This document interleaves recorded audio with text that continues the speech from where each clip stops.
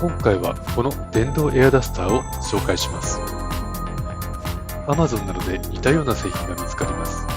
どんなものか分かりやすい例から見てみましょう。廊下のはばきです。はばきに乗ったペットの毛やホコリはロボット掃除機では取れません。床に近くご覧のように結構汚れがたまる場所です。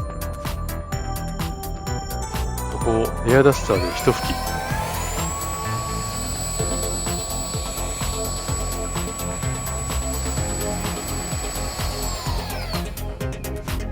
あっという間にゴミが吹き飛びます。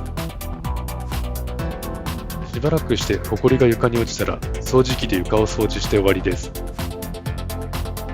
ロボット掃除機が入れないような家具の隙間にも有効です。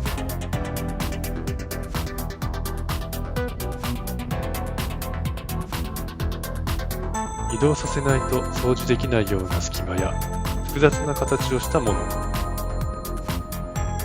凹凸があり掃除しにくい暖房のラジエーターもこの通り。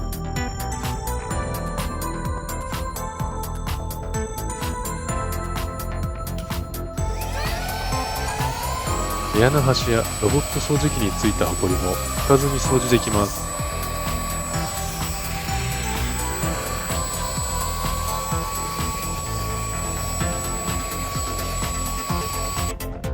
棚に入ったものも動かさずに掃除ができます。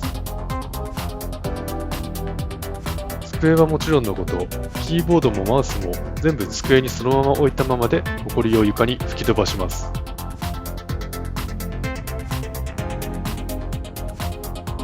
モニターやごちゃごちゃしたコンピューター周りのものの掃除にも役立ちます。椅子のホコリもそのまま吹き飛ばします。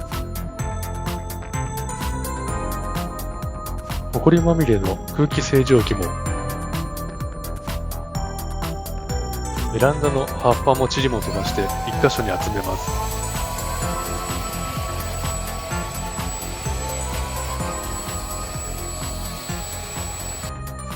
ただし、数年間掃除していない場所に考えなしに急に当てないことです。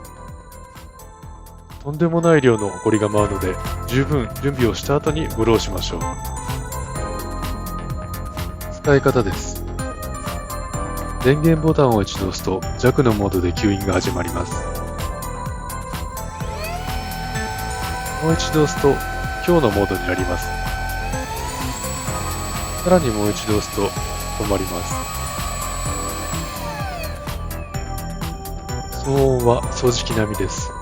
夜には使えません。モデルによってはスイッチを切り替えることで掃除機のように吸引清掃もできます。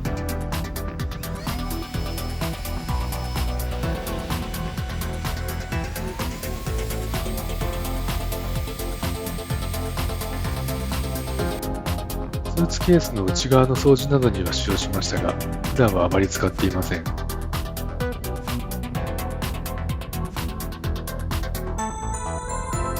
充電の仕方です。マイクロ USB ケーブルを接続して充電します。単純に空気を吹きつけて掃除するだけのものですが、かなりの風圧です。掃除機での吸引では掃除ができない場所の掃除に便利です。物がたくさん置いてあって一つ一つどけて片付けられないような場所や家具の隙間などに効果を発揮します。ホコリを吹き飛ばしてしばらくした後、床にホコリが落ちた頃にロボット掃除機で掃除しています。軽いものはホコリと一緒に吹き飛ばしてしまうので注意が必要なのですが、空気圧なので物を動かしたり対象物まで手を伸ばして拭く必要がありません。